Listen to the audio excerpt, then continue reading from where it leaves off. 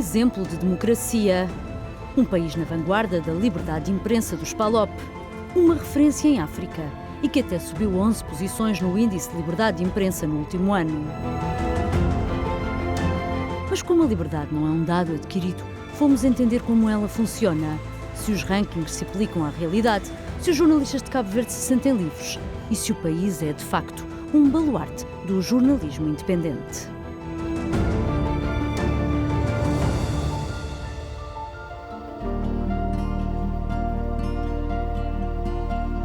À procura de respostas à questão se a imprensa de Cabo Verde é livre, fomos ao encontro do primeiro entrevistado.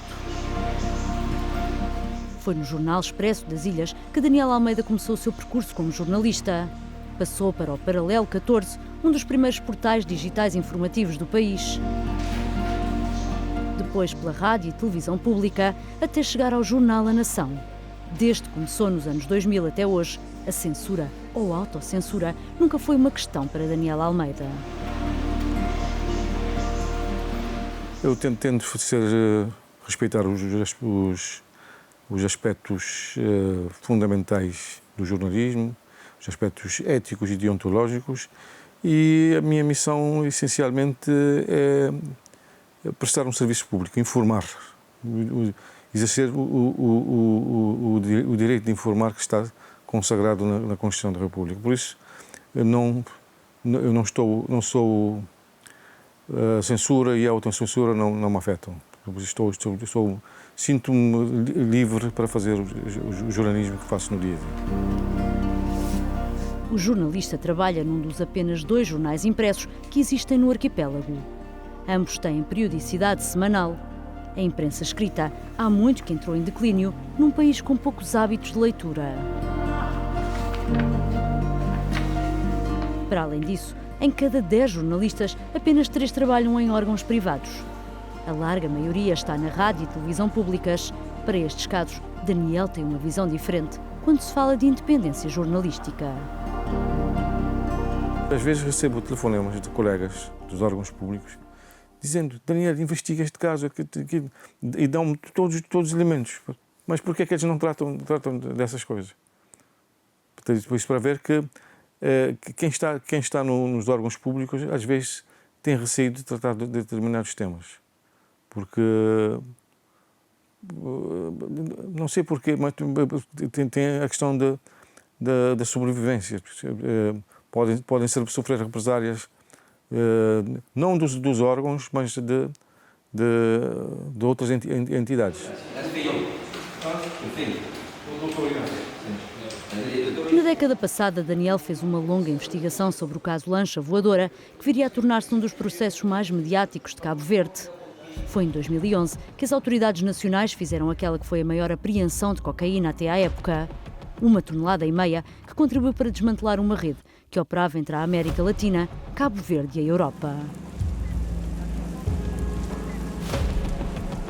À época da apreensão, começaram as ameaças ao jornalista. Há coisas piores ainda que são. Tive que tomar algum cuidado, porque houve uma situação com o meu filho, né? O meu filho estudava na escola de Turminha, uma situação em que um outro aluno, um colega dele, um parente, que é parente de umas pessoas que estavam envolvidas, disse assim: foi o teu pai que chibou, foi a palavra que ele utilizou, a minha família. Boa parte das queixas que chegam à Agência Reguladora da Comunicação, a ARC, levam os nomes de Daniel Almeida e do jornal A Nação. O jornalista é um dos que mais tem processos em Cabo Verde. Um dos que mais tinta fez correr foi em 2022. A 13 de janeiro desse ano, saía na capa do jornal uma notícia com o título "Quem está a mentir?". A investigação jornalística falava sobre o caso do homicídio de Zezito de Entidouro, alegado homicida da mãe de uma inspetora da PJ, envolvida nas investigações do caso Lancha Voadora. Quem matou ou mandou matar Zezito de Entidouro foi uma questão levantada pela investigação de Daniel e que colocava o então diretor da Polícia Judiciária como um dos envolvidos no caso. O Ministério Público entendeu que a notícia se enquadrava como desobediência qualificada e Daniel e o jornal A Nação foram constituídos arguidos.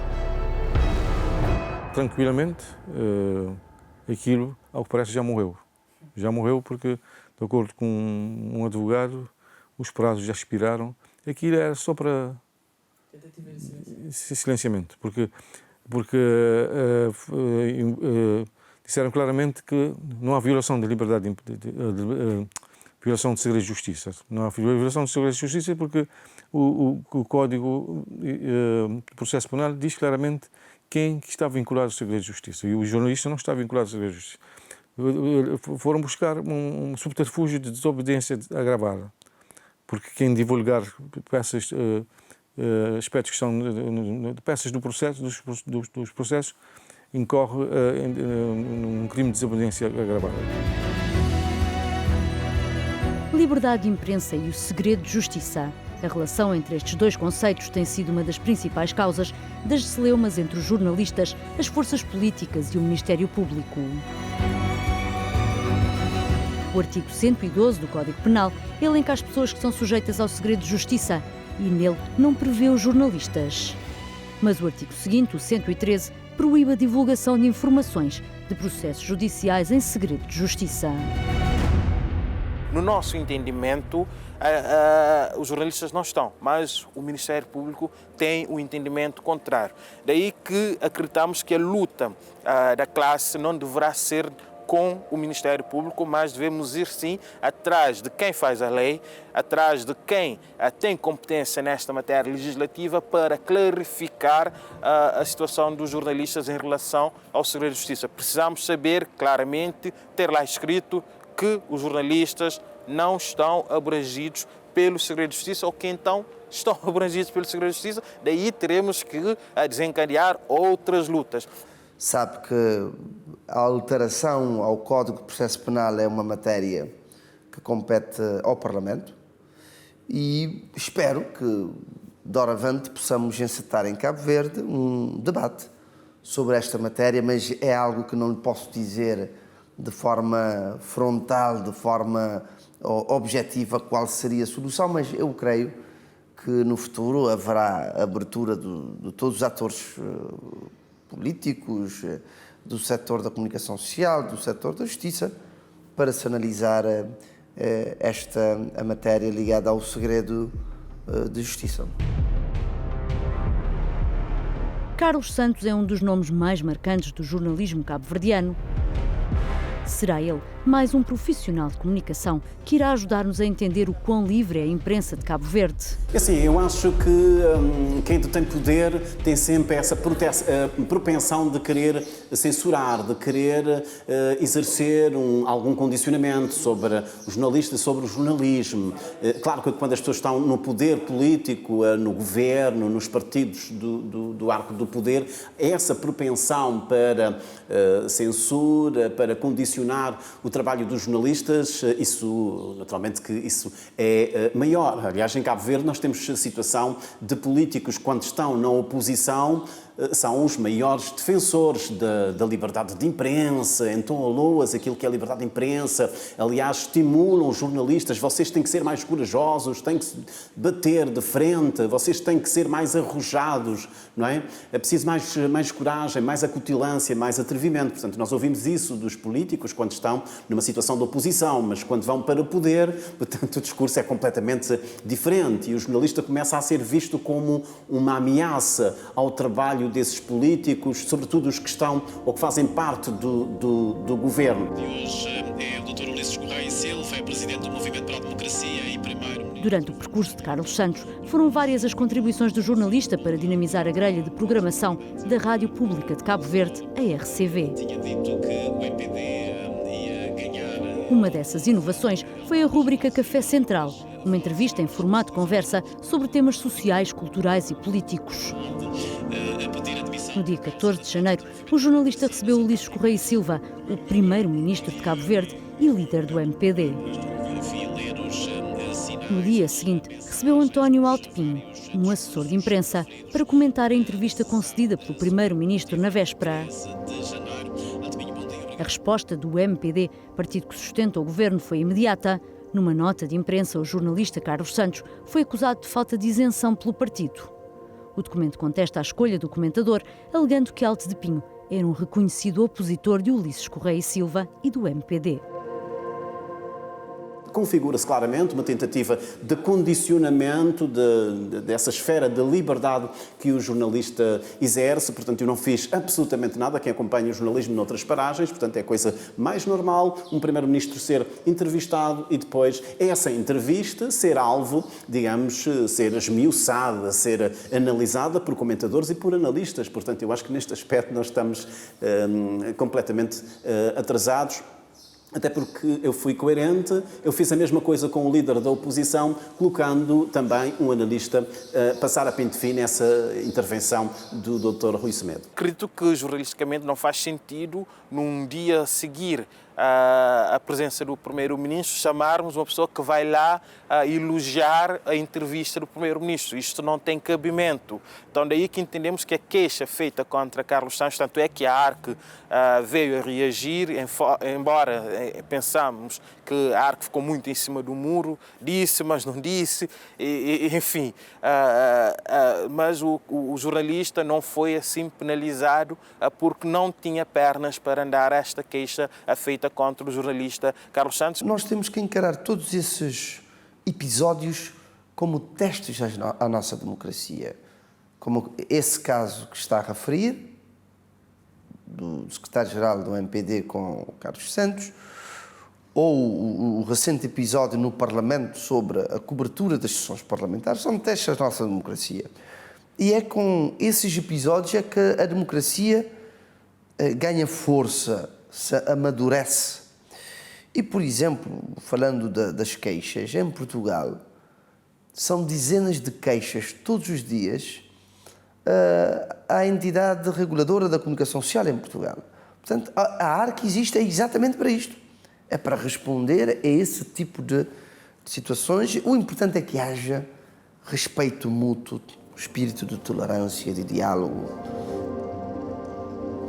O ambiente entre jornalistas e classe política por vezes conhece momentos de alguma crispação.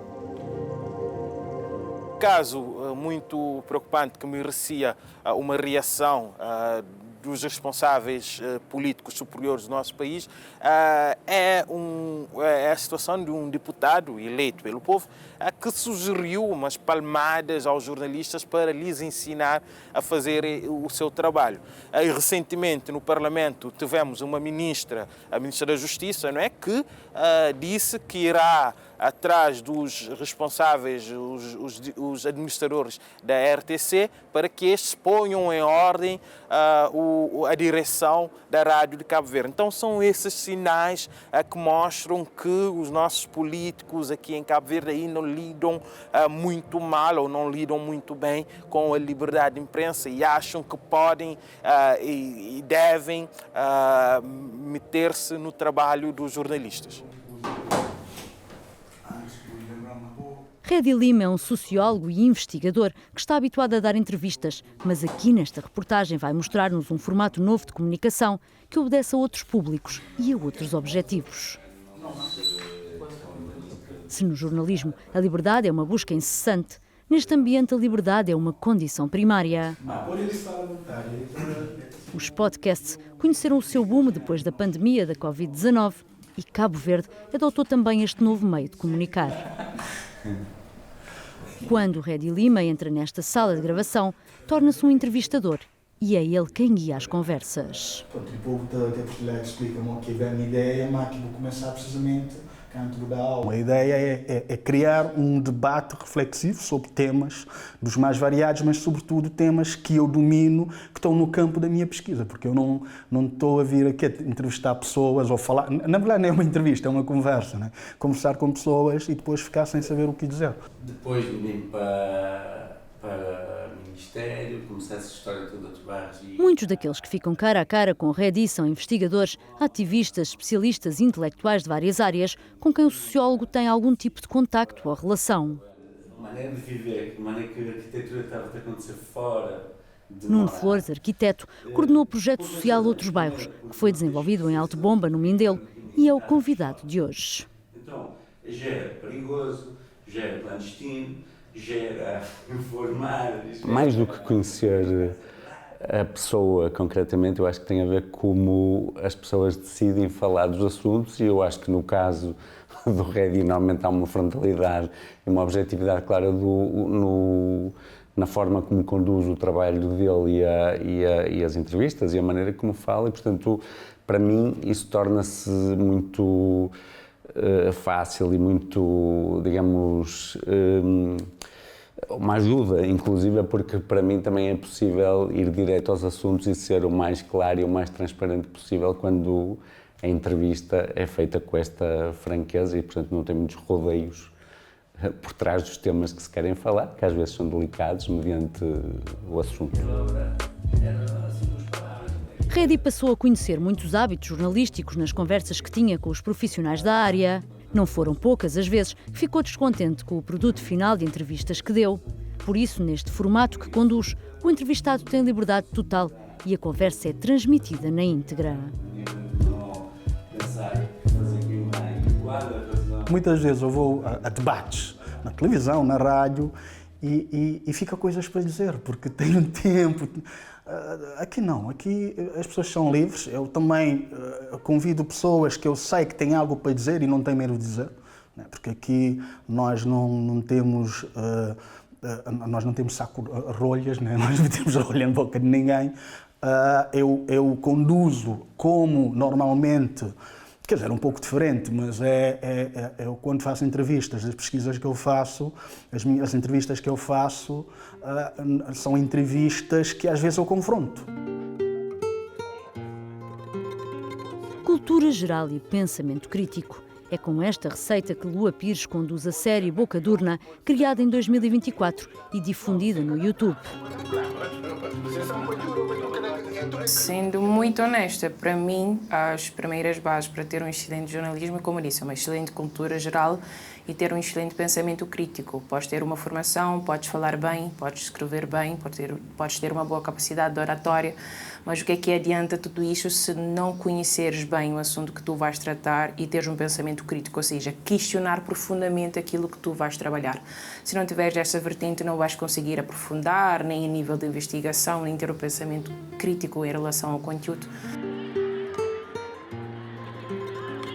Segundo dados do Instituto Nacional de Estatísticas de um inquérito de 2023, 97,4% dos cabo-verdianos usam a internet através do telemóvel. É na rede que consomem de tudo um pouco e é lá que buscam informação, em detrimento dos órgãos convencionais como a rádio ou a televisão.